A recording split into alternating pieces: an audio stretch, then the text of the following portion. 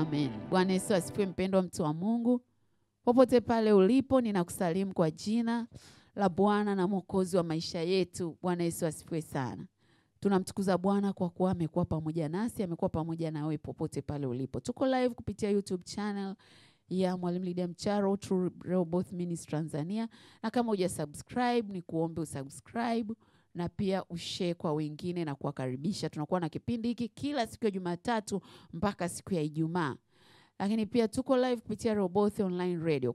Kama una application ya Online Radio Box, unaweza download kwenye App Store yako, ile Play Store yako, then install your Online Radio Box.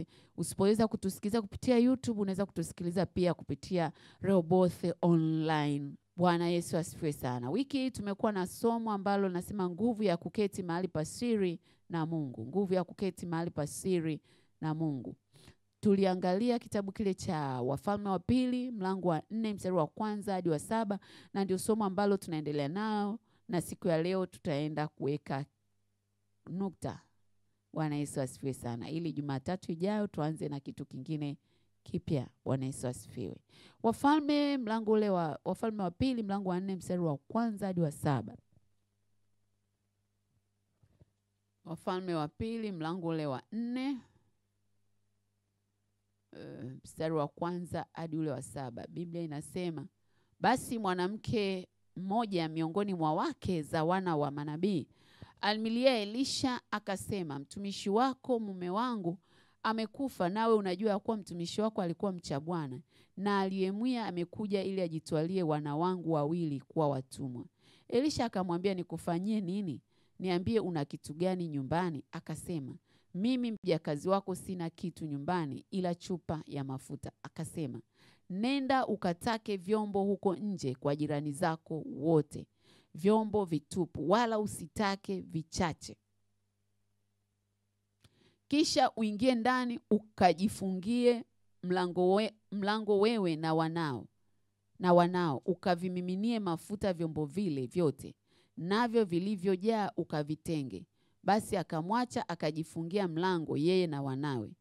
Hao wakamletea vile vyombo na yeye akamimina.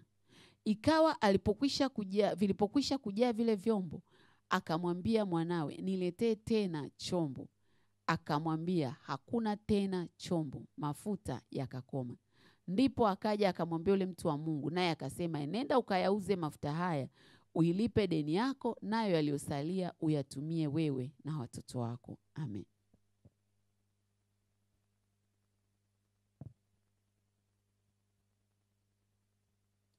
Bwana Yesu asifiwe sana. Wapendwa watu wa Mungu, ni habari ya mama mjane ambaye mume wake alifariki na akawa amemwachia kuna madeni wanadaiwa katika familia, na Biblia inaniambia kwamba huyu mama alienda kwa Elisha, ambaye ninaamini kabisa Elisha alikuwa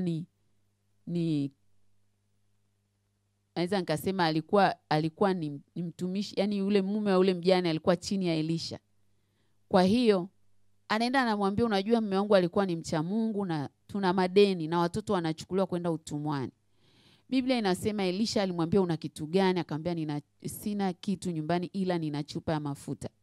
Kipindi cha nyuma tuliweza kuangalia kwa habari ya chupa ya mafuta ni nini. Tukaona chupa ya mafuta ni kiroho, ni nguvu ya Roho Mtakatifu. Nikakwambia kila mtu ana nguvu ya Roho Mtakatifu aliyeokoka. Mtu aliyeokoka ana nguvu ndani yake, na hiyo nguvu ya Roho Mtakatifu ina uwezo wa kuzalisha vitu pale ambako watu wanajua namna ya kuitumia. Na tukajifunza kwamba ili hiyo nguvu iweze kufanya kazi, lazima kuwe na mazingira. Yule mama aliambiwa atafute vyombo. Tukasema chombo hapa ni moyo wako. Tengeneza mazingira yatakayofanya moyo wako Roho Mtakatifu aweze kufanya kazi. Biblia inasema msimhuzunishe roho. Mioyo ambayo yamkini ina uchungu, haijasamee, mioyo ambayo ina masumbufu mengi ya dunia, inamzimisha roho kwa namna moja au nyingine. Mioyo ambayo ina masumbufu, mtu analalamika, ananungunika badala ya kumtazama Bwana. Hiyo mioyo ya aina hiyo inamfanya Roho Mtakatifu ahuzunike na ashindwe kukupa matokeo katika kile kitu ambacho unamwomba Mungu. Lakini tulisema katika moyo wako unahitaji kujaza neno la Mungu, lakini pia tukasema kila mara jifunze kuketi mahali pasiri na Mungu, kuwa na private time na Mungu, fellowship na Mungu. Tukasema kwamba hakuna jambo lolote ambalo Mungu aliwezi. Kwenye Yeremia 32:27 hakuna neno lililo gumu linalomshinda Mungu. Shida ni kwamba hatupati muda wa kuketi na Mungu wetu kufanya fellowship. Adam na Eva walipokuwa na fellowship na Mungu, utukufu wa Mungu ulipokuwa umewafunika, hawakupungukiwa chochote wala hawakusikia kama wamepungukiwa. Lakini walipokata fellowship na Mungu, utasikia wanaulizwa mko wapi, wanasema tuko uchi. Nini maana yake? Ya kwamba once you miss fellowship with God, unakuwa ni mtu mwenye upungufu na unaanza kuwa ni mhitaji. Tunahitaji kuwa na fellowship na Mungu. Bwana Yesu asifiwe. Na leo natamani tuendelee hapo. Ukisoma kitabu kile cha Mathayo 6:6. Mathayo 6:6. Mathayo mlango ule wa 6.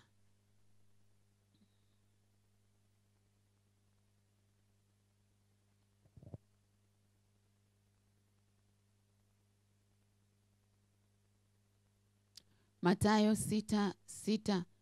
Yesu anasema, bali wewe usalipoingia katika chumba chako cha ndani na ukiisha kufunga mlango wako, usali mbele za Baba yako aliye sirini, na Baba yako aonaye sirini atakujazi.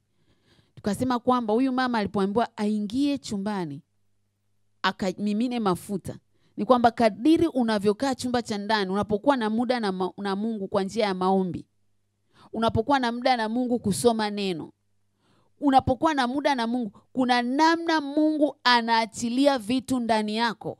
Ulienda ukiwa na uhitaji, Mungu anakubadilisha kutoka kwenye uhitaji, anakufanya wewe uwe baraka. Sikia, yule mama aliingia akiwa mhitaji, alipofunga ile milango akaanza kujaza zile chupa. Ghafla Biblia inatuambia ya kwamba chupa zilipojaa, aliporudi kwa Elisha akamwambia, kauze yale mafuta ulipe deni, na yanayobaki tumia wewe na wanao. Maanake ni nini? Yule mama alitoka kwenye level ya uhitaji akaanza kuwa supplier wa mafuta, akawa a blesser. Nilikwambia kwamba Mungu anataka wewe uwe mkate. Unaenda kwa Mungu kuomba mkate, lakini Mungu anasema hapana, Lydia, umekuja kuniomba mkate, mimi nataka wewe ndio uwe mkate, watu wengine wale kupitia wewe.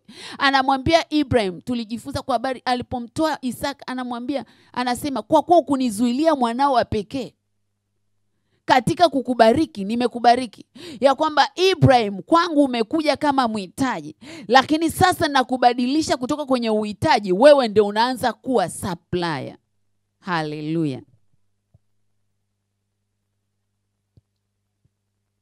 Ukisoma kitabu cha Esther mlango ule wa 11 hadi wa 17, kuna kitu nataka tukione cha umuhimu wa kukaa katika chumba cha ndani au chumba cha siri na Bwana. Esther 4:11-17.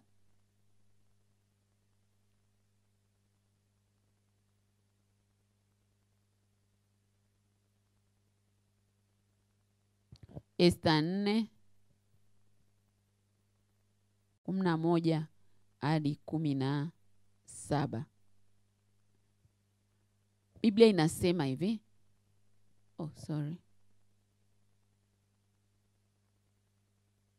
Esther mlango ule wa 4 mstari wa 11 mpaka wa 17. Biblia inasema, watumwa wote wa mfalme wanajua sana, hata na watu wa majimbo ya mfalme, ya kwamba mtu yoyote akiwa mwanamume au mwanamke atakayemjia mfalme katika ua wa ndani wala hakuitwa, kuna sheria moja kwake, ni kwamba auawe, isipokuwa yeye ambaye mfalme atamnyoshea fimbo ya dhahabu ili aishi. Wala mimi sikuitwa niingie kwa mfalme yapata siku 30. Basi wakamwambia Mordekai maneno ya Esther, naye Mordekai akawaagiza wampelekee Esther jibu la kusema, wewe usijidhanie kuwa wewe utaokoka nyumbani kwa mfalme zaidi ya Wayahudi wote, Kwa maana wewe ukinyamaza kabisa wakati huu, ndipo kutakapowatokea Wayahudi msaada wa wokovu kwa njia nyingine, ila wewe utaangamia pamoja na mlango wote wa baba yako. Walakini ni nani ajuaye kama wewe hukujia ufalme kwa ajili ya wakati kama huu? Basi Esta akawatuma ili wamjibu Mordekai, uende ukawakusanye Wayahudi wote waliopo hapa Shushani, mkafunge kwa ajili yangu, msile wala kunywa muda wa siku 3, usiku wala mchana. Nami na wajakazi wangu tutafunga vile vile, kisha nitaingia kwa mfalme kinyume na sheria, nami nikiangamia na niangamie. Basi Mordekai akaenda zake akafanya yote kama vile alivyomwagiza. Bwana Yesu asifiwe sana. Hiki ni kipindi ambacho Wayahudi walikuwa wako uhamishoni. Na Biblia inasema katika ile nchi walikuwa Esta na Mordekai. Mordekai na Esta ni mtu na mjombake. Kwa wasomaji wa Biblia wanajua kwamba Esta alilelewa na Mordekai. Na Esta alikuwa ni yatima. Wazazi wake walishafariki. Kwa hiyo Mungu alimuinua Esta kutoka kwenye uyatima hadi kuwa malkia. Sitaki kurudia huko nyuma ilikuwaje. Kupata muda kasome kitabu cha Esta. Lakini Biblia inasema ikatokea kipindi kuna mtu anaitwa Hamani akataka kuwaua Wayahudi wote. Bwana Yesu asifiwe. Na Biblia inasema huyu Hamani alikuwa ni Mwagagi. Kwa wasomaji wa Biblia wanajua kabisa Agagi ni Amaleki. Kasome kitabu cha Samueli wa kwanza mlango wa 15. Utakutana na habari ya Sauli anatoka kupigana na Amaleki. Afu anaacha kumwangamiza mfalme Agagi. Kwa hiyo huyu Agagi ni Amaleki ambao Mungu aliapa wakati wa kina Joshua na Musa, akamwambia ninaapa nitakuwa na vita na uadui na Amaleki na nitawaangamiza. Kwa hiyo Sauli alipoambiwa kuangamiza, masalia ya kina Agagi ni hawa kina Hamani. Hii ni miaka maelfu baadaye. Bwana Yesu asifiwe sana. Kwa hiyo huyu Agagi, Mwagagi, huyu Hamani anaweka mbiu ya kuwaua Wayahudi wote. Kumbuka huyu ni Amaleki. Mordekai anakumbuka tuna ndugu yetu Myahudi ambaye ni malkia kwa sasa. Tunaamini atakwenda kutusaidia. Anapofika kwa Esta, Esta anamwambia mimi kwanzia nina siku 30 sijaongea na mume wangu. Na mnajua sheria ya hapa ni lazima upewe fimbo, onyeshwe fimbo ndio upate kibali. Mimi sijaonyeshwa siku 30. Kwa hiyo there is no way inaweza kuwasaidia. Pendwa mtu wa Mungu, sikia. Esta, Mordekai akamwambia usiposimama wewe, Mungu atatutokelezea msaada kwa njia nyingine. Kwa hiyo lile neno lilimuingia Esta. Lilipomwingia Esta, Esta akamwambia nendeni mkafunge. Notion naotaka uione hapa, concept nataka uione hapa, ni kitendo cha wao kutoka kwenye kuliangalia tatizo walokuwa wanapitia, wakaingia kwenye private room. Ribo saka rabakoria. Sijui unapitia kitu cha aina gani ambacho ni kigumu. Umekuwa unaangalia mazingira, mazingira hayawezi kukupa majibu ya maswali yako. Mazingira hayawezi kukupa suluhu ya tatizo lako. Biblia inaniambia Esta akamwambia Mordekai, nina amru mbiu ya kufunga kwa siku 3. Asiwepo yoyote Myahudi atakayekula wala kunywa kwa siku 3. Tunaingia katika vyumba vya siri. Tunaenda kusema na Mungu wetu yale ambayo tumetendewa na huyu Hamani. Tunaenda kubwaga mioyo yetu kwa hizi siku 3. Ribo saka ya mando robosika. Sikia mtu wa Mungu, majibu yako hayako kwenye malalamiko. Majibu yako hayako kwenye mazingira. Majibu yako hayako kwenye serikali. Majibu yako hayako kwa waliokuzunguka. Majibu yako yapo katika chumba cha siri chake Mwenyezi. Unapoingia katika chumba cha siri ukafanya fellowship na Bwana, kuna namna Mungu atakubadilisha. Kuna namna Mungu atakupa breakthrough katika ulimwengu wa roho. Sikia mama unayenitazama, sikia baba unayenitazama. Ingawa tunaenenda kwa mwili, hatufanyi vita kwa namna ya mwilini. Silaha zetu zina uweza na nguvu katika Bwana hata kuangusha ngome. Sikia, unapoingia chumba chako cha ndani, kuna vitu unavitengeneza na kuviharibu katika ulimwengu wa roho. Unapoharibu hivyo vitu katika ulimwengu wa roho, sikia, kuna matokeo yanaanza kuwa manifested katika ulimwengu wa mwili. Maisha yetu yameanzia rohoni kabla ya mwilini. Ukisoma kitabu cha Mwanzo 1:26 anasema na tufanye mtu kwa sura yetu na kwa mfano wetu, wakatawale virukavyo angani, baharini na vitambavyo ardhini. Bwana Yesu asifiwe sana. Ukisoma Mwanzo 1:27-28 Biblia inaniambia Mungu akamuumba mwanadamu, akasema mwanamke na mwanaume aliwaumba, akawaita Adam. Kwa hiyo mwanamke na mwanaume waliumbwa siku moja. Ndio maana wanaambia wanawake, usiniambie kwamba kuna kitu mimi siwezi kufanya hiki kwa sababu ya mimi ni mwanamke. No. Mungu anasema aliumba mwanadamu, mwanamke na mwanaume siku moja. Katika ulimwengu wa roho waliumbwa. Katika ulimwengu wa roho kwenye Mwanzo 1:28 anasema akawabarikia, akawaambia zaeni mkaongezeke mkatishe. Haleluya. Lakini tunakuja kuona katika Mwanzo 2 wanatolewa katika ulimwengu wa roho, wanaletwa katika ulimwengu wa mwili. Mungu anawadownload. Sasa hivi ingekuwa ni sasa hivi unasema amewadownload kutoka kwenye ulimwengu wa roho akawaleta katika ulimwengu wa mwili. Ndio anasema akachukua udongo akamfinyanga mwanaume, afu akaja si mwanaume akalala akamtoa ubavu akamtengeneza mwanamke. Maana yake ni nini ninachotaka useme hapa? Kabla hujawa katika mwili ulikuwa katika roho. Jambo lolote ambalo unataka litokee katika mwili, anzia kwenye roho kwanza. Tatizo, tuna kanisa au tuna watu ambao wanaangalia mazingira alafu wanayapeleka katika ulimwengu wa roho, wanataka yalete matokeo. Hapana, unatakiwa uende kufanya engineering katika ulimwengu wa roho, alafu ufiatue vitu vitokee kutoka kwenye ulimwengu wa roho vije katika ulimwengu wa mwili. Kwa hiyo Esther anawaambia nendeni mkajifungie kwa hizi siku 3. Hizi siku 3 hakuna kula wala kunywa. Angalia matokeo yaliyotokea baada ya hizo siku 3. Biblia inasema ikawa siku ya 3 kwenye Esther 5. Ikawa siku ya 3 Esther alijivika mavazi ya kifalme, akasimama katika ua wa ndani wa nyumba ya mfalme kuelekea nyumba ya mfalme, naye mfalme akaketi juu ya kiti chake cha enzi katika nyumba ya mfalme kuelekea mlango wa nyumba. Ngoja kidogo hapo. Ikawa siku ya 3, yani siku 3 zilikuwa zijaisha. Siku ya 3 orikarabusika ya kwamba wameshafanya maneuvering kwenye ulimwengu wa roho. Wayahudi hao waliokuwa wamefunga na kuomba, na Esther mmoja wao, wameshavuruga, wameharibu, wamepiga zile roho za Haman, roho za mauti, nguvu za giza, wamempiga Haman, wamemvunja mikono, wamevunja miguu yake, wametoboa na macho. Biblia inaniambia siku ya 3 Esther akajivika mavazi ya kifalme. Sikia, walipokuwa wanaingia katika ulimwengu wa roho, waliingia kama makuhani. Waliingia wakiwa na hali duni. Waliingia wakiwa wanalia, wamevaa magunia, rabasika. Biblia inaniambia Mordekai kabla hajaenda kwa Esther, walifunga na kuomba, wakavaa magunia, wakajipaka na majivu. Sikia, unapoketi kwenye chumba cha siri na Bwana, kuna shifti katika ulimwengu wa roho. Natamani upate kitu hiki. Unapoketi katika chumba cha siri na Mungu, once you make fellowship with God, kuna move inatokea. Unatolewa kwenye state moja kwenda kwenye state nyingine. Uliingia ukiwa unalia. Uliingia kama kuhani. Kazi ya kuhani ni kuomba toba, kuomba upatanisho.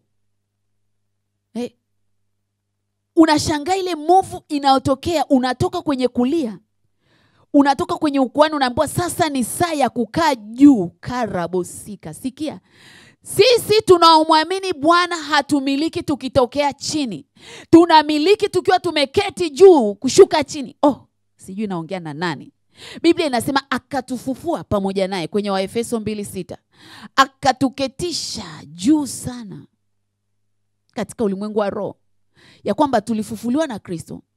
Biblia inasema tumeketi ndani ya Kristo mkono wa kuume wa Mungu Baba juu sana. Maana yake ni nini?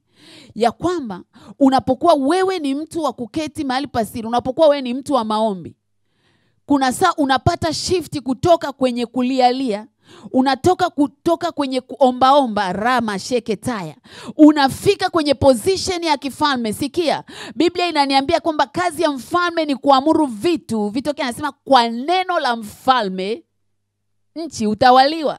Kwa hiyo unatolewa kwenye position ya kikuhani, unatolewa kwenye position ya chini. Biblia inaniambia, Daudi anasema akaninua kutoka kwenye mavumbi, akaniketisha juu pamoja na wakuu.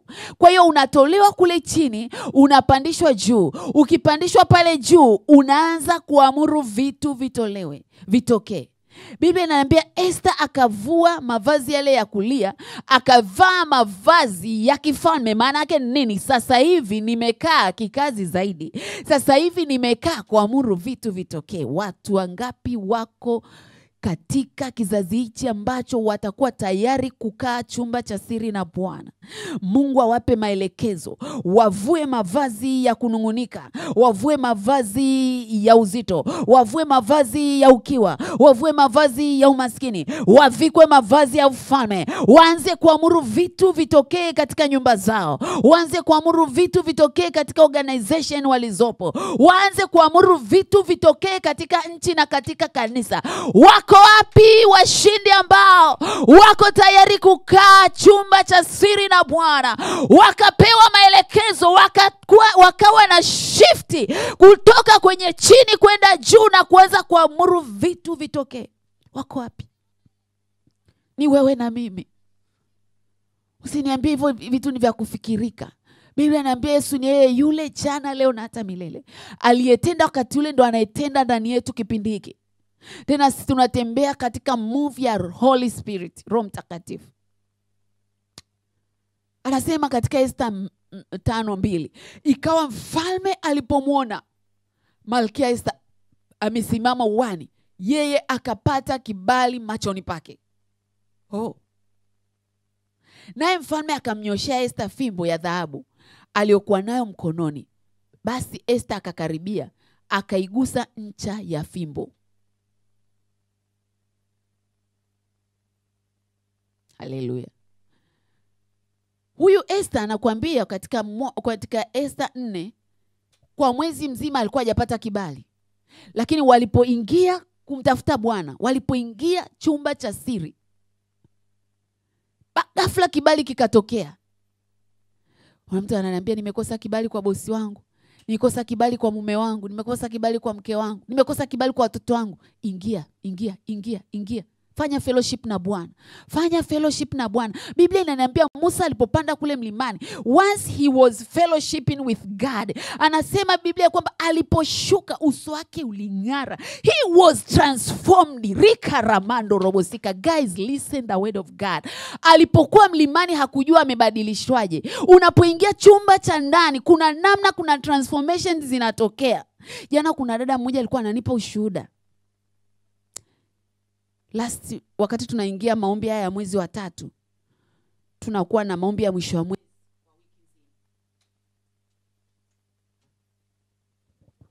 Tunakuwa na maombi. Na katika yale maombi, Mungu alinipa neema akaniambia kwamba katika kila mwezi kuwe na makundi mawili. Wako ambao tunaomba wote, lakini kuna ambao wanaotaka breakthrough, wanaotaka mipenyo, watu ambao wamechoka kukaa kwenye stage moja kwa muda mrefu kwenda hatua nyingine. Akaniambia kwamba tangaza kuwe na water fasting, kuwe na mfungo wa siku 3 wa kunywa maji. Na kama mwezi uko tayari karibu, nikatangaza ule mfungo. Dada mmoja akaingia kwenye ule mfungo na wengine. Yule mmoja jana akawa ananipa ushuhuda, ananiambia, mwalimu, nimemaliza ule mfungo, nikienda kazini kila mtu ananiambia fulani uso wako umeng'aa, fulani unatumia nini, unakula nini. Sikia, ni mtu aliyetoka kufunga tena kwa kunywa maji siku 3. Lakini anasema kila mtu anayekutana na mimi ananiambia you look so beautiful, you look so. Nikamwambia unapoketi uweponi mwa Bwana unabadilishwa automatically. Kunakuwa na shift, even your face. Kama kina Musa walipoketi katika wingu la Bwana, walishuka, watu wakashindwa hata kuwatazama. Yesu alipoenda kule mlimani akakaa na wanafunzi wake pale, utukufu wa Mungu ukawafunika, wakang'aa nyuso zao. Kuna shift tunaipata tunapoingia katika chumba cha siri kukaa na Bwana. Hata afya yako inatengenezwa. Akapata kibali. Yule dada ananiambia acha tu ya kupendeza. Ananiambia kuna watu ambao walikuwa hawanipi mkono wa shirika. Anasema wezi amini nimeongea na bosi wa UN. Afu anasema anaongea na mimi kama vile anaongea na mtu mkubwa, kumbe ni binti mdogo. Nikamwambia once you stay in a secret place with God, everything is possible. Sishangai Daudi anaposema ulinitoa kwenye shimo ukaniketisha pamoja na wakuu. Ni huyu Daudi anasema asubuhi nafsi yangu itakutafuta, jioni nitakutafuta, usiku wa manane asema makesha ya usiku nitakushukuru. Alikuwa anatafuta kukaa uweponi mwa Bwana.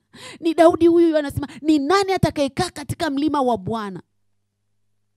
Anasema ni mtu aliye na moyo safi. Ni huyu Daudi anasema neno moja nimelitaka kwa Bwana, nalo ni hili, nikae uweponi mwako, nitafakari uzuri wako. Ni huyu Daudi anasema ni heri siku moja katika nyua za Bwana kuliko miaka elfu. Ni huyu Daudi anasema ni heri niwe bawabu katika nyumba yako.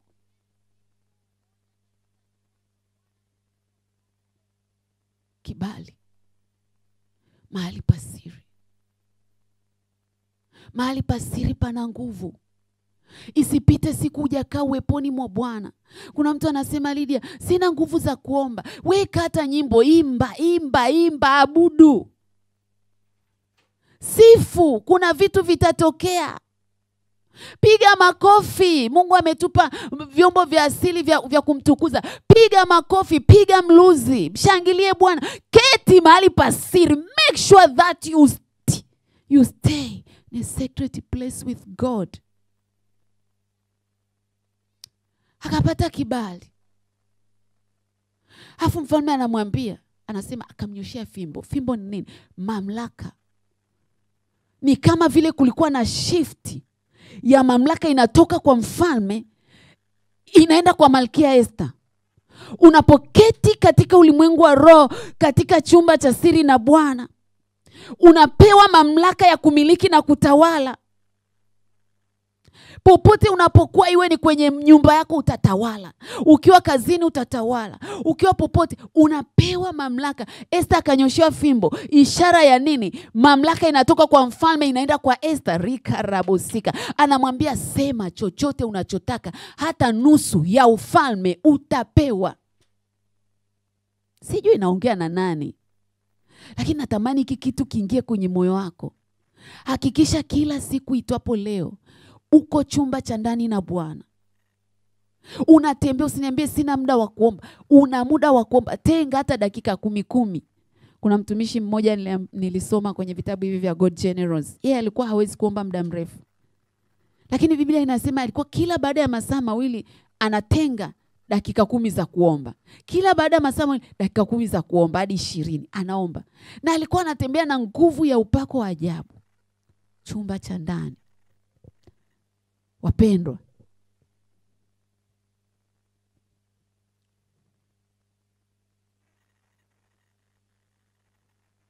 unapoketi uweponi mwa Bwana kuna mbadilishano. Una udhaifu, Mungu anachukua udhaifu anakupa ujasiri. Unapoketi uweponi mwa Bwana, una ugonjwa, Mungu anachukua ugonjwa wako anakupa uzima. Kama ambavyo alifanya kwa Esther. Esther mpaka akaja akasimamia zoezi zima, wale maadui zao wakauawa. Ndivyo hivyo anaweza kufanya na kwako.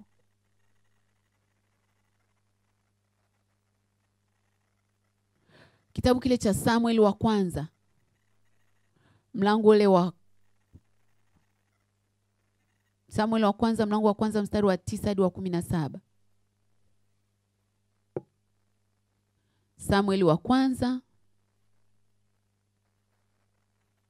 mlango ule wa kwanza mstari ule wa 9 mpaka 17. Biblia inasema, hapo zamani katika Israeli, nimeenda Samuel 9.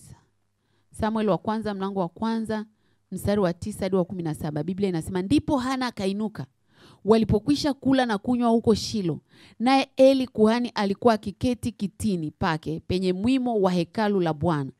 Naye huyo mwanamke alikuwa na uchungu rohoni mwake, akamwomba Bwana, akalia sana. Akaweka nadhiri akasema, Bwana wa majeshi, ikiwa wewe utaliangalia teso la mjakazi wako na kunikumbuka, wala usinisahau mimi mjakazi wako na kunipa mimi mjakazi wako mtoto mume, ndipo nitakapompa Bwana huyo mtoto siku zote za maisha yake, wala wembe hautamfikilia kichwani kamwe. Ikawa hapo alipodumu kuomba mbele za Bwana, Eli akamwangalia kinywa chake. Basi Hana alikuwa akinena moyoni mwake, midomo yake tu ilionekana kama anena, sauti yake isisikiwe. Kwa hiyo huyo Eli alimdhania kuwa amelewa. Ndipo Eli akamwambia, je, utakuwa mlevi hata lini? Achilia mbali divai yako. Hana akajibu akasema, hasha bwana wangu, mimi ni mwanamke mwenye roho ya huzuni. Mimi sikunywa divai wala kileo, ila nimeimimina roho yangu mbele za Bwana. Usimdhanie mjakazi wako kuwa ni mwanamke asiyefaa kitu, kwa kuwa katika wingi wa kuugua kwangu na kusikitika kwangu ndivyo nilivyonena hata sasa. Ndipo Eli akajibu akasema, enenda kwa amani, na Mungu wa Israeli akujalie haja yako uliomwomba, naye mjakazi wako na aone kibali machoni pako. Basi huyo mwanamke akaenda zake, naye akala chakula, wala uso wake haukukunjamana tena. Wakaondoka asubuhi na mapema, wakasali mbele za Bwana, kisha wakarejea na kufika nyumbani kwao huko Rama. Elkana akamjua mkewe Hana, naye Bwana akamkumbuka. Bwana Yesu asifiwe sana. Mstari wa 20 anasema, ikawa wakati ulipowadia, Hana akachukua mimba na kuzaa mtoto mwanamume, akamwita jina lake Samueli, akisema, kwa kuwa nimemwomba kwa Bwana. Haleluya, Bwana Yesu asifiwe sana. Ni habari ya mama anaitwa Hana ambaye alikaa kwenye utasa kwa muda mrefu. Na Biblia inasema mume wake alikuwa na wake wawili, alikuwa na huyo Hana na Penina. Na Penina alijaliwa kupata watoto, na Penina akawa anamnyanyasa Hana. Wanapata picha. Yamkini Hana alikuwa akiomba, akimwita mtoto wa Penina, Penina naomba naomba niletee kijiko. Penina anakuja kusema, zawa kwako, unaona raha kutuma wa wenzio? Unajua kuzani, unajua kuchungua kuzaa wewe? Hana kilikuwa kinamuuma. Lakini Biblia inasema siku moja wakiwa wameenda Shilo. Kumbuka huku nyuma inaniambia mwaka kwa mwaka walikuwa wanaenda Shilo na mume wake alikuwa anampa sadaka. Kasome Mwanzo na Samuel wa kwanza, kitabu cha kwanza. Anasema mwaka kwa mwaka walikuwa wanaenda Shilo. Kuna kitu nataka ukione hapa, ya kwamba unawezekana ukiwa unaenda kusali lakini hujaingia chumba, hujazama. Siku moja huyu mama aliamua kuzama. Biblia inasema watu baada ya kula, yeye alirudi hekaluni, akaanza kumimina moyo wake mbele za Bwana. Ni midomo yake tu ilikuwa inaonekana ikicheza na machozi yakimwagika. Na Biblia inasema akapata ufunuo, akaweka nadhiri mbele za Bwana. Akamwambia, Bwana, ukinikumbuka katika teso langu, nitakupa huyu mtoto. Mpaka mkuhani aliyekuwa pale ambaye anaitwa Eli alipomwona, akamwambia, acha ulevi wewe mama, unakuja huku kanisani huku umelewa. Akamwambia, sijalewa baba, mimi ni mwanamke nisiye na mtoto. Na kuhani akamwambia, enenda kama Bwana, enenda, Bwana akupe sawa sawa na haja ya moyo wako. Kitu gani nataka ukione hapa? Kuna kipindi inabidi uwe na hasira ya kile kitu unachopitia. Kuna kipindi inabidi ujifunge kibwebwe, uingie chumba cha siri, umwambie Bwana, sitoki huku ndani mpaka nimesikia kutoka kwako. Hana alipojitia nia, Bwana akamkutanisha na mtu ambaye amebeba neno lake. Hana alikuwa anasubiria tu neno la kuhani, enenda, Bwana akupe sawasawa na haja ya moyo wako. Unapoketi chumba cha siri, Mungu atakuletea watu ambao wanatakiwa kukupeleka kwenye breakthrough yako. Kuna mtu unatakiwa ukutane na mtu mmoja tu, huduma yako ibadilike. Kuna mtu unatakiwa ukutane na mtu mmoja tu, kampuni yako ibadilike. Kuna mtu unatakiwa ukutane na mtu mmoja tu, cheo chako kibadilike. Kuna mtu unatakiwa ukutane na mtu mmoja upate ndoa yako. Lakini hujadea kukaa chumba cha siri. Hujajizatiti kujifungia mahali umwambie Bwana, leo sili sinywi rikarabo shekendererebosika. Nimechoka hivi viwango. Hana alifika mahali, nimechoka manyanyaso ya Penina. Nimechoka kuitwa tasa. Nimekuja Bwana, ukinipa mtoto ninakupa. Chumba cha siri. Ghafla Eli anamwambia unataka nini? Na akapata mtoto. Mahali pa siri.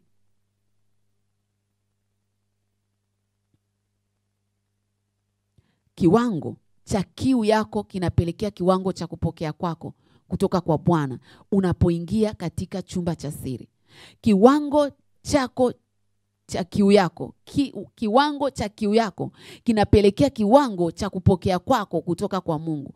Ukisoma kitabu kile cha Wafalme wa Pili mlango wa 4 mstari wa 3 hadi wa 7, Biblia inasema Elisha akamwambia yule mwanamke, enenda ukatake vyombo kwa majirani wako, wala usitake vichache.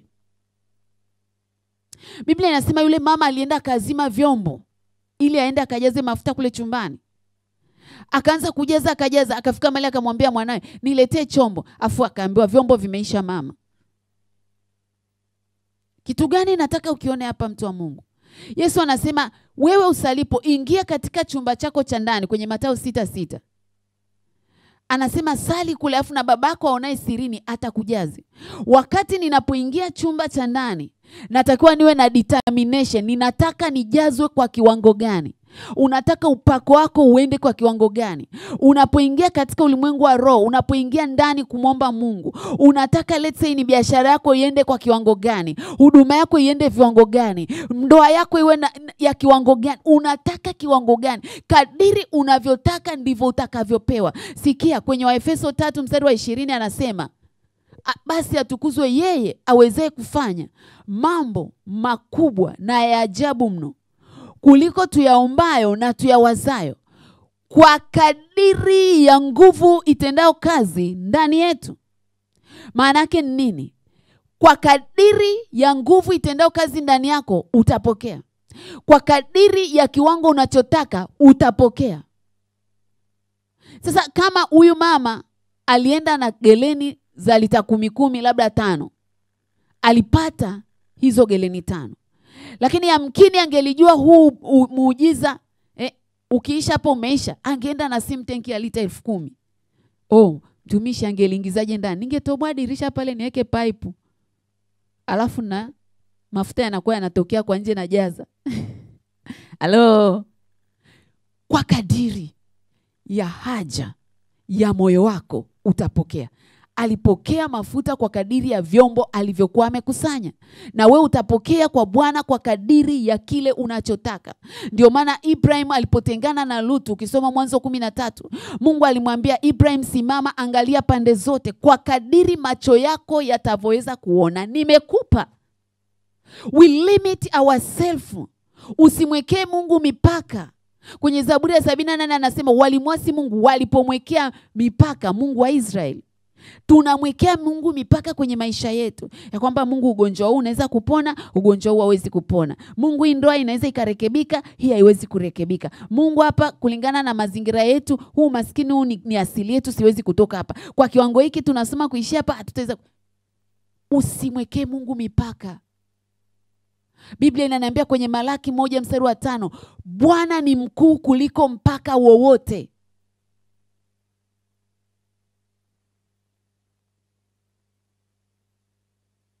Kwenye Isaya 54 mstari wa 11 anasema pale juu, anaanza kwenye 1, ewe uliyeteswa, ewe tasa.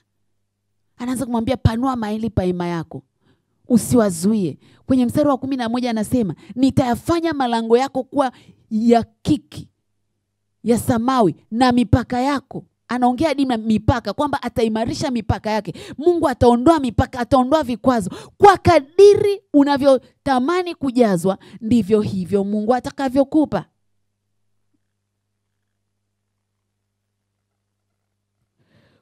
Ukisoma kitabu cha Mathayo mlango ule wa 15 mstari wa 21 wa 28, utakutana na habari ya mwanamke Mkananayo. Huyu mama alipoenda kwa Yesu, huyu Mkananayo alikuwa sio Myahudi, Myunani. Kwa hiyo alienda kwa Yesu, anataka Yesu amponye binti yake. Yesu akamwambia, chakula nilichonacho ni chakula cha watoto, si chakula cha mbwa. Maana yake ni nini? Kwamba nilichokibeba ni kwa ajili ya Wayahudi, sio mataifa. Hicho kilikuwa ni kikwazo namba moja. Ingekuwa ni sasa hivi mtu angesema mtu ananiita mbwa, mimi mtumishi ananiita mbwa, watumishi wa sasa hivi wanadharau sana. Lakini Biblia inaniambia yule mama akasema, Bwana, hata mbwa huokota makombo kwenye meza za bwana zao. Mimi ninahitaji hata hayo makombo. Nitajua kama ni chakula kilichokuwa mezani, kilichodondoka chini, value ni ile ile. Tofauti ni kiko mezani, kiko kwenye sahani, lakini hichi kimedondoka chini, kiko sakafuni. Mimi ninahitaji. Yesu akamwambia, kwa kadiri ya imani yako umepokea, na mtoto wake akapona. Wapendwa, tunapoingia katika chumba cha siri, vikwazo unavyokutana navyo unatakiwa uvivuke. Unatakiwa ushinde hivyo vikwazo. Unaingia, Mungu anakuambia nenda kakutane na fulani. Unapoenda tu unashangaa yule mtu hakupi ushirikiano. Unakata tamaa, sema mtu mwenyewe anaringa hivi sijui nini. Mungu anataka uvuke vikwazo. Kwa kadiri ya kiu yako utapokea. Kwa kadiri ya tamanio lako ulonalo, Bwana atafanya. Wapendwa, ukisoma kitabu cha Marko 5:22 hadi 35, 38-43, utakutana na mwanamke mwingine ambaye alikuwa anatokwa na damu. Yule mama aliposikia habari za Yesu, Biblia inasema, alisema nitakwenda nitagusa pindo la vazi lake. Aliposikia, aliamua kuingia katika ulimwengu wa roho na kuwa na imani na kuhakikisha kwamba anaenda kugusa lile pindo. Na wakati anagusa ni kipindi ambako Yesu alikuwa anaenda kwa Yairo kwa ajili ya kwenda kumponya mtoto wa Yairo. Kitu gani nataka ukione?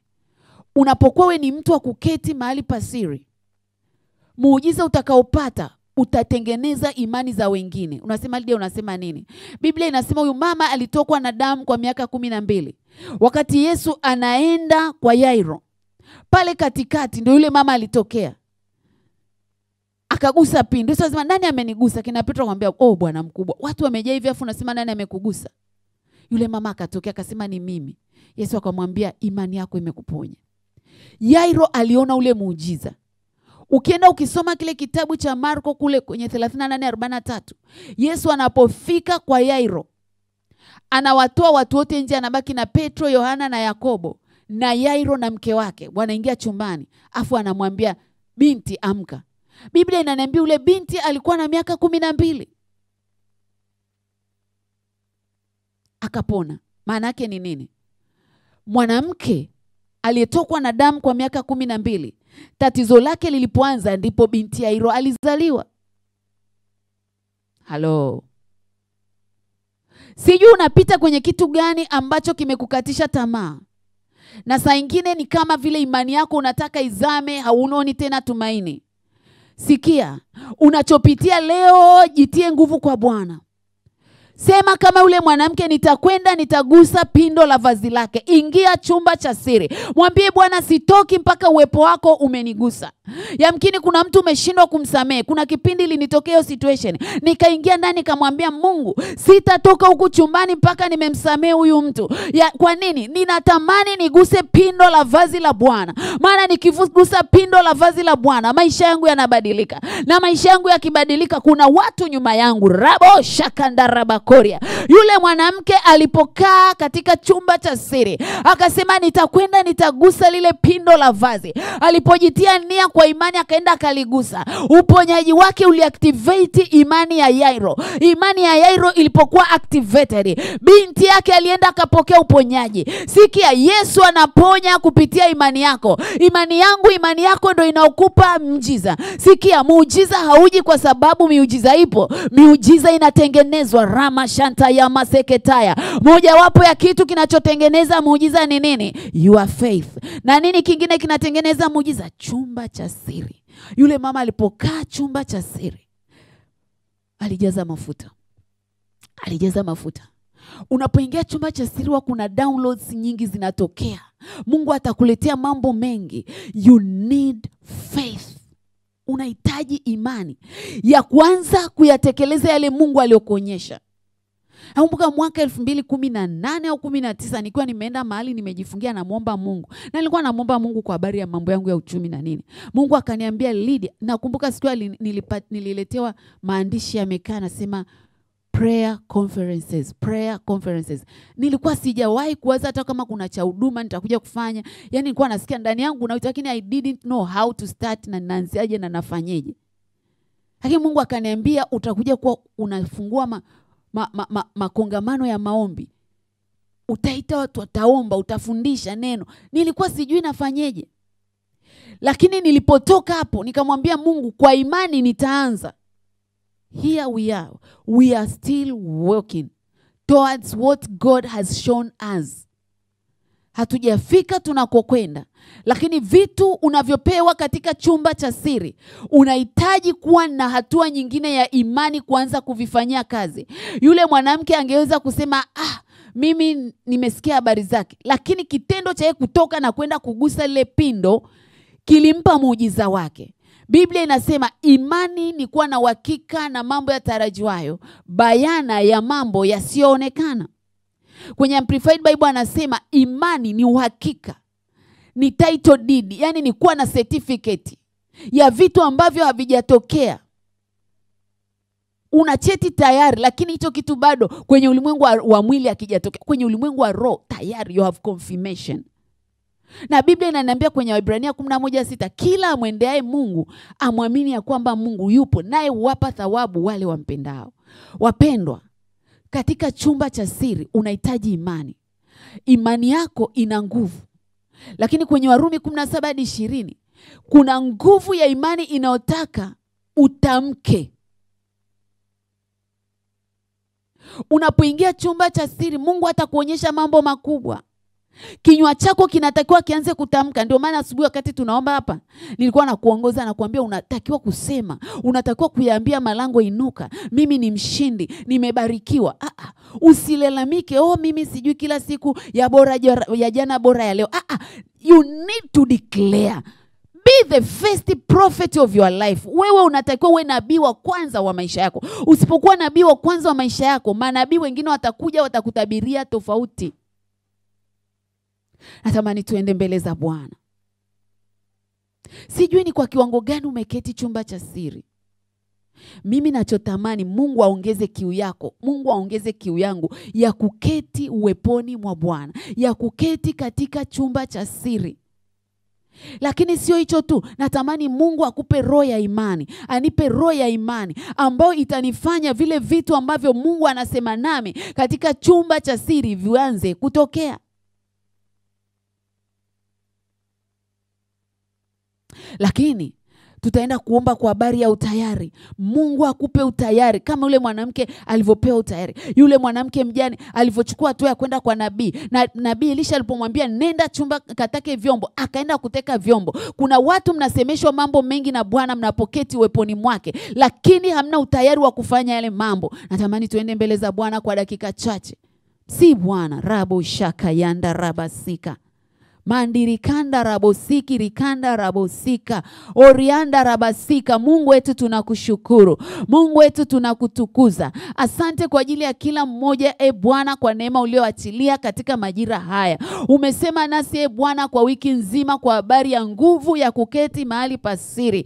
Umetusemesha Bwana ya kwamba vitu vingi vinatengenezwa tunapokuwa na fellowship na wewe Mungu. Turehemu Bwana pale ambako hatukuwa na fellowship, pale ambako tumekuwa na masumbufu makubwa ya duniani. Tumesikiliza kelele za wanadamu, tumesikiliza kelele za adui kuliko kusikiliza neno lako. Tumesikiliza sauti za adui kuliko kusikiliza sauti yako. Maana ndio umesema katika Isaya 31 ya kwamba itakuwako sauti itakwambia geuka nenda njia hii. Lakini Bwana hatukutake time ya kusikiliza sauti ya Roho Mtakatifu. Tumesikiliza sauti za adui. Tumeshindwa kuketi uweponi Bwana. Roho ya kuchanganyikiwa ikaachiwa iliyokuwa ndani yetu tukaanza kutembea kwa kupapasa papasa.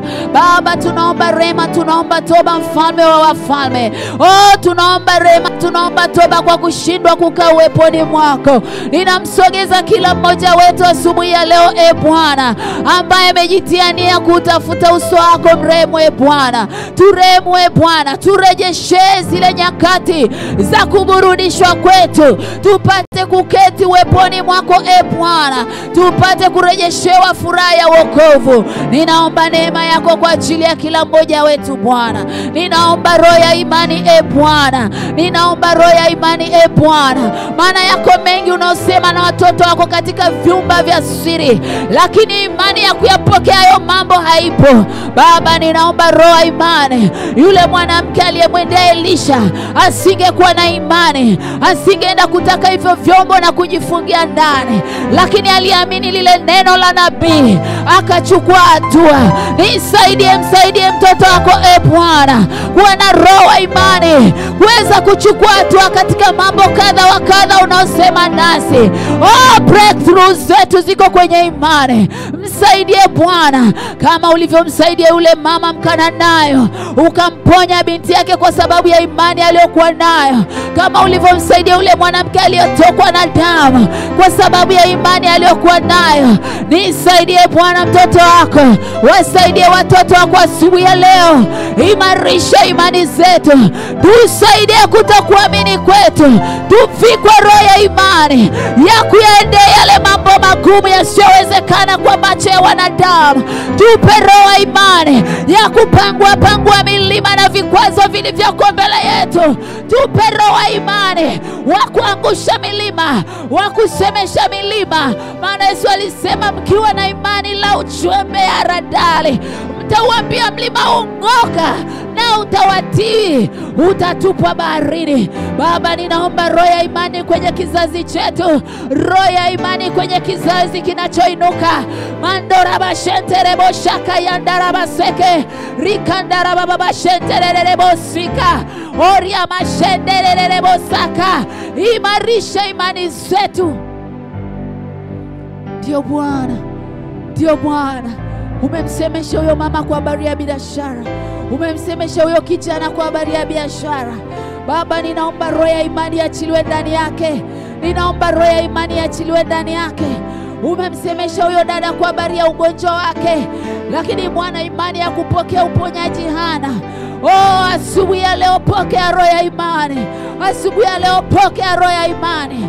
Hakuna lisilowezekana mbele za Bwana. Biblia inaniambia ni nani mlima mkubwa mbele ya Zerubabeli utakuwa tambarare? Ni nani ugonjwa wa kutisha? Kansa, sikia neno la Bwana. Kwa jina la Yesu tunatamka uponyaji. Pokea roho ya imani, upokee uponyaji kwa jina la Yesu. HIV, sikia neno la Bwana. Kisukari, sikia neno la Bwana. Huo ugonjwa wa mifupa, tunasema na Bwana, hiyo roho ya imani jengeke ndani yako mtu wa Mungu. Upokee uponyaji wako asubuhi ya leo. Rama shentere bosika. Nasema na hilo tumbo, pokea imani ya kupokea mtoto kwa jina la Yesu Kristo wa Nazareti aliye hai. Kwa damu ya Yesu Kristo wa Nazareti aliye hai. Rama shentere bosika. Utayari wetu Bwana, utayari wetu kwenye miguu yetu ya ndani wa kutendea kazi yale mambo uliotupa katika imani. Utayari, utayari, utayari. Kama ambavyo yule mwanamke alienda kutaka vyombo kwa majirani zake, akaenda kujifungia ndani. Ndio huo utayari na utamani katika siku ya leo. Ndio huo utayari na tamani uachiliwe kwa vijana wa leo, uachiliwe kwa wamama na wababa, wakuchukua hatua. Ropa shandarapa koria. Usife na kile kitu Bwana amekusemesha kwenye moyo wako. Usife na kile kitu Bwana amewekeza ndani yako. Pokea roho ya uweza. Pokea roho ya uweza. Pokea roho ya uweza. Pokea roho ya uweza kuyafanya mambo yasiyowezekana kwa macho ya wanadamu, kuyafanya mambo yasiyowezekana kwa akili za wanadamu. Aliyoko ndani yetu ni mkuu kuliko hao. Tunaweza mambo yote katika yeye atutie nguvu, katika jina la Yesu Kristo wa Nazareti aliye hai. Asante Bwana kwa uaminifu wako. Asante Bwana kwa rehema zako. Bariki kila mmoja wetu asubuhi ya leo. Tunapoenda makazini, walioko kwenye biashara zao, walioko majumbani, walioko maofisini, Baba ninatamka baraka za Bwana, ukawabariki na kuwalinda, ukawaangazie nuru za uso wako, ukawape amani, ukawafadhili Bwana. Neema yako ikawe pamoja na wata katika weekend Bwana.